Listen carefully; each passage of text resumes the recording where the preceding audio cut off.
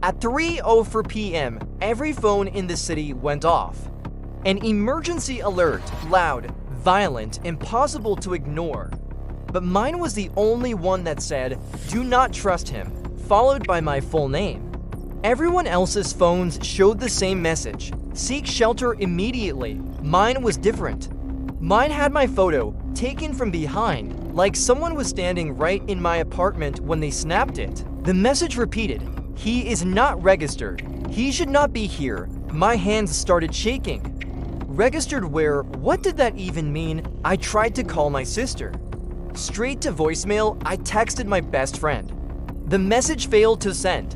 I frantically opened social media. My accounts were gone. Not deactivated, gone, like they never existed. Then I checked something that made my stomach drop. My bank app, no account found. My email does not exist. Even my government ID verification app flashed an error. User not found. It was like someone had pressed delete on my entire life.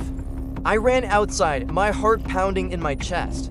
People were gathered on the sidewalks, confused about the emergency alert. I grabbed a stranger. "Did you see that message about me?" He looked at me, totally bewildered. About who? Me. My name was on it. He pulled out his phone and showed me the alert. No name, no photo, just the general warning. But when he looked back at me, his expression changed slowly, like something clicked into place. "Wait," he said quietly, his eyes narrowing. "I've never seen you before. But I live here, 3 years, same neighbors. Same coffee shop, same streets, but suddenly, no one recognized me. The faces I passed every day were now looking at me like I was a ghost." I drove to the hospital where I was born, a desperate attempt to find proof of my existence. If records exist anywhere, they'd be there. The receptionist searched my name. Nothing, no birth certificate, no file, no record of you ever being here. "That's impossible," I stammered. She frowned, then tilted her head. "You're not even in the system as a patient." Cold sweat rolled down my back. "If I don't exist, then what am I?" She didn't answer. She was staring at the security monitor mounted on the wall. Behind me, I turned. The security screen showed the waiting room. The chairs, the people, the reception desk. But where I was standing, there was just empty space. No one. The receptionist slowly stepped back from the counter. "You're not on the camera," she whispered, her voice trembling. My breathing stopped. I looked down at my hands. They were still there, still solid, but the monitor showed nothing. It was like I wasn't rendering properly. My phone buzzed again, a new alert only on my screen. Containment failed, then subject aware, subject? My memories started glitching. Childhood moments flickered like corrupted video files. The faces of my friends began to blur. The geography of my own city rearranged itself in my head. I looked outside and the sky shimmered faintly, like a screen refreshing.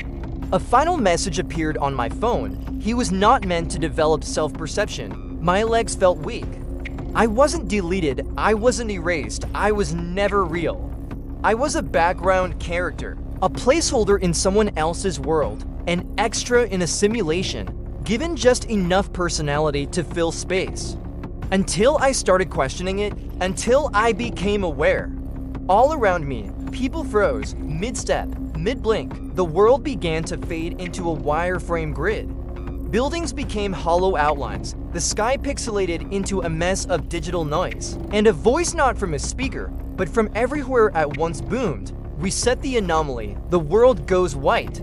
I wake up, it's 3:03 p.m. My phone is in my hand. Everything is normal. My social media accounts exist, my ID app works. There's no emergency alert, but when I look in the mirror, for just a split second, my reflection loads a fraction too late, and somewhere, faintly, I hear a notification tone.